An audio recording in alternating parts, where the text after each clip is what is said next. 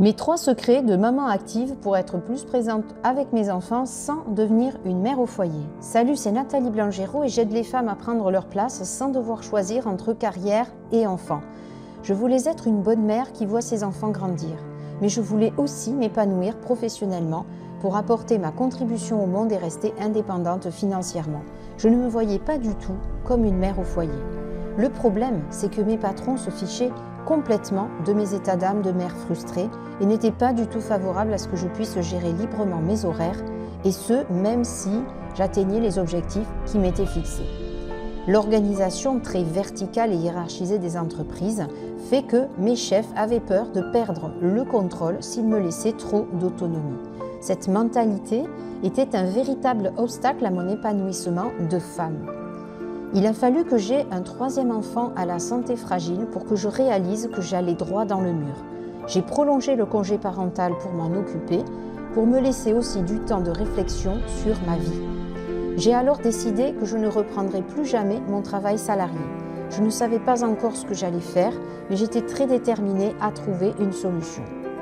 Si tu regardes cette vidéo, tu devines la voie que j'ai prise pour trouver mon équilibre.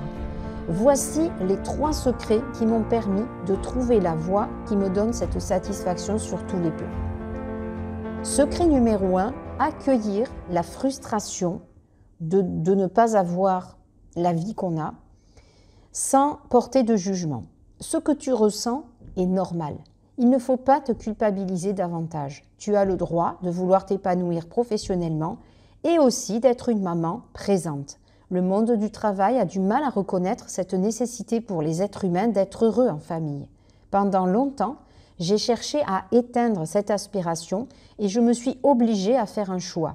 Le plus souvent, le choix c'était de m'arrêter de travailler, mais je n'étais pas complètement heureuse dans ce choix. Il me manquait cette activité intellectuelle, l'interaction avec les autres, la satisfaction de mener à bien un projet ambitieux.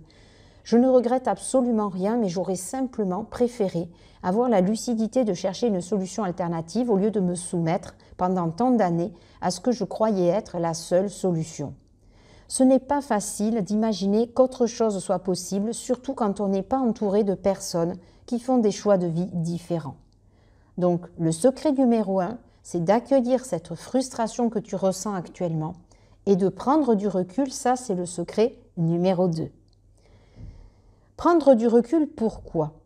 Tout comme je l'ai fait à la naissance de mon fils, cela permet de sortir de la routine et du rythme effréné du métro, boulot, dodo et de pouvoir sereinement poser ce qui est important pour toi.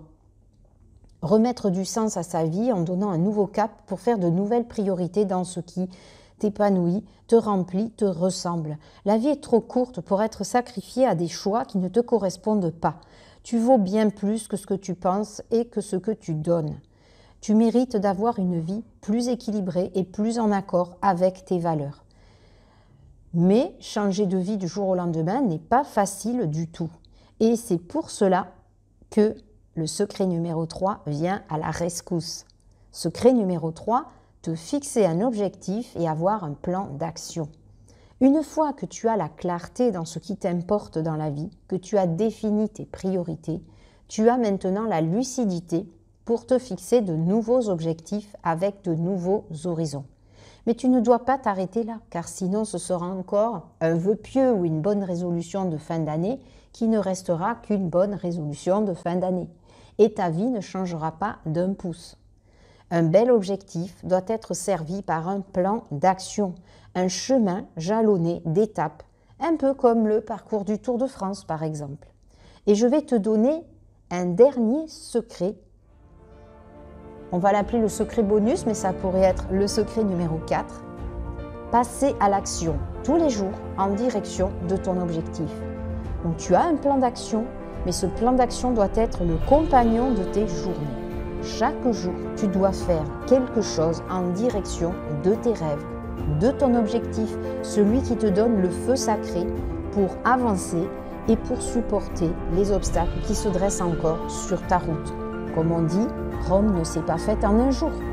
Pour garder ce feu sacré, choisis de petites actions et célèbre les petites victoires, celles qui te montrent que tu avances. L'être humain est heureux que dans la croissance et la progression. Donc passez à l'action tous les jours, même un petit peu, même si tu es débordé, même si tu as plein d'obligations qui t'empêchent d'y voir clair, garde toujours ce plan d'action sur toi, garde toujours cet objectif clair dans ta tête et fais même un tout petit pas, voire un grand pas si tu as le temps, et avance, avance, avance. Je te souhaite une belle journée et je te dis à très bientôt.